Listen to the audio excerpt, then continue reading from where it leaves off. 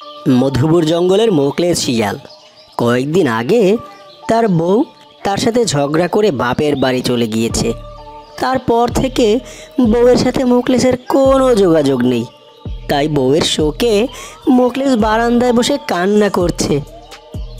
আহারে বউ, কি এমন অন্যায় করলাম যে বাপের বাড়ি গিয়ে আর ফিরে আসছো না?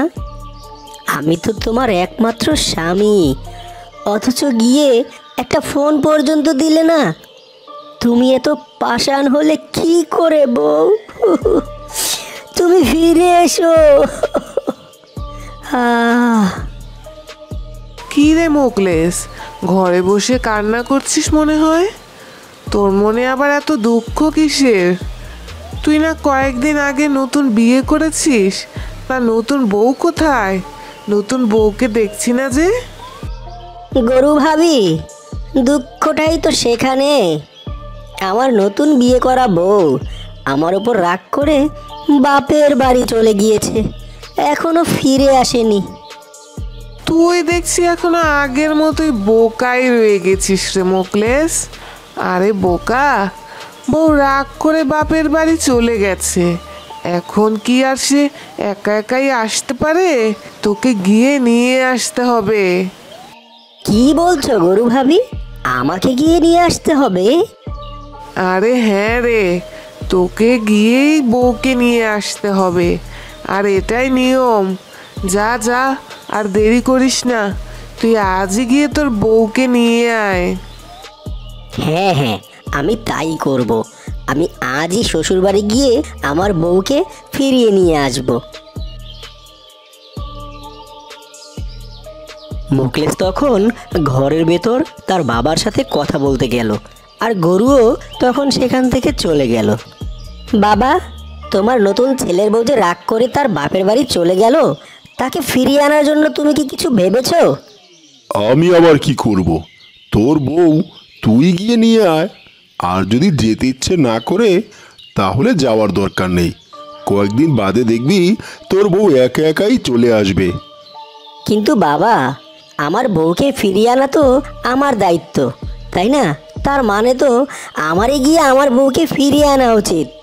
উচিত হলে যা, গিয়ে বৌমাকে নিয়ে আয়। আমি যে শ্বশুর বাড়ি যাব, আমার হাতে তো কোনো টাকাই নেই বাবা। গাড়ি ভাড়া লাগবে, মিষ্টি নিয়ে যেতে হবে, আবার বউকে নিয়ে যে আসবো সেই গাড়ি ভাড়াও তো লাগবে। কি, এক বউ আনার জন্য এত খরচ? বাদ দে, এর চেয়ে কম টাকা খরচ করে আমি তোকে নতুন করে বিয়ে দিয়ে নতুন আরেকটা বউ এনে দেব। তাও তুই আর টাকা চাস না বাবা।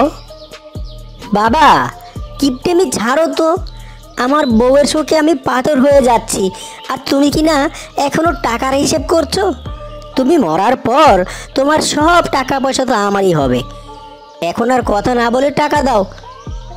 ওরে মাইরি, আমি বেঁচে থাকতেই তুই আমার মরার কথা ভাবছিস? যা, 1 টাকাও পাবি না। বউয়ের জন্য এত দরদ লাগলে পায়ে হেঁটে গিয়ে বউকে নিয়ে আয়, যা।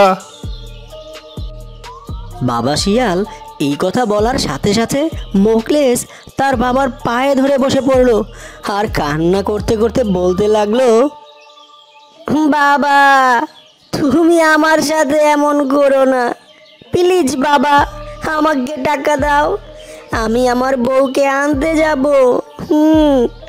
তুমি আমাকে টাকা না দিলে আমি কোথায় টাকা পাবো বাবা? তাহলে আমি চুরি করব বাবা? তুমি বলে দাও। আচ্ছা ওঠ, তোকে কোথাও চুরি করতে হবে না। এই নে, যা, এবার তাড়াতাড়ি গিয়ে আমার বৌমাকে নিয়ে আয়, যা। মোকলেস তখন তার বাবার কাছ থেকে টাকা নিয়ে চোখে চশমা, মাথায় টুপি পরে তার শ্বশুর বাড়ির উদ্দেশ্যে রওনা দিল। মোকলেস শিয়াল রাস্তা ধরে হাঁটছে আর একটা গাড়ি খুঁজছে, কিন্তু কোনো গাড়ি পাচ্ছে না। হঠাৎ একটা ট্যাক্সি গাড়ি আসতে দেখে মোকলেস হাত উঠালো। এই ট্যাক্সি, এই ট্যাক্সি, এই দাঁড়াও, দাঁড়াও বলছি।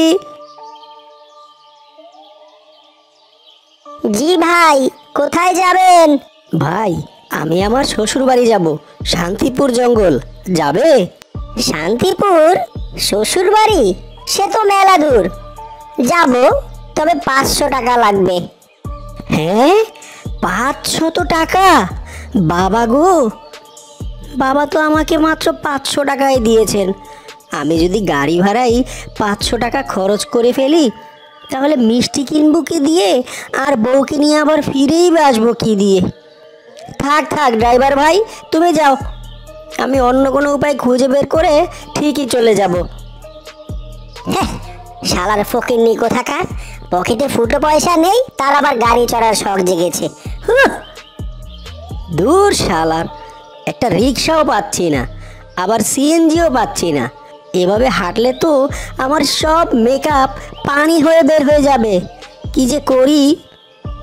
বউগো, দেখো, তোমার জন্য তোমার মোকলেস কি কষ্টটাই না করছে।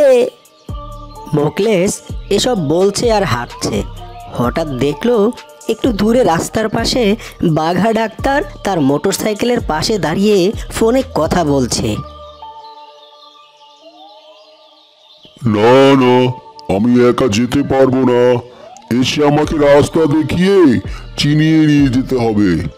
হ্যাঁ হ্যাঁ হ্যাঁ, বাড়ি গিয়ে রুগী আমি দেখতে পারবো, তবে তখন আমার ভিজিট কিন্তু 200 টাকা লাগবে। হ্যাঁ হ্যাঁ হ্যাঁ, আমি রাস্তাতেই আছি, ওই যে গাছতলায়। তাড়াতাড়ি চলে এসো। মোকলেস একটু দূরে দাঁড়িয়ে বাঘা ডাক্তারের সব কথা শুনলো। হঠাৎ মোকলেসের মাথায় একটা দুষ্টু বুদ্ধি এলো। সে তাড়াতাড়ি গিয়ে ডাক্তারকে বলতে লাগলো,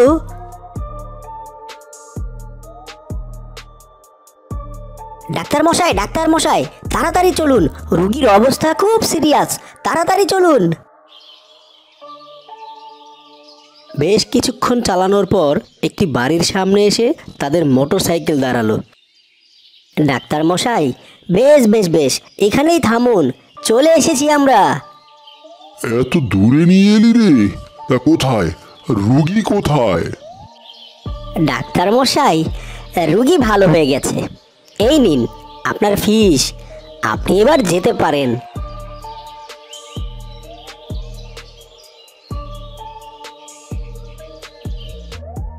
জরিনা, জরিনা, বাইরে এসো, আমি মোকলেস, তোমার প্রাণের স্বামী, তোমাকে নিতে এসেছি।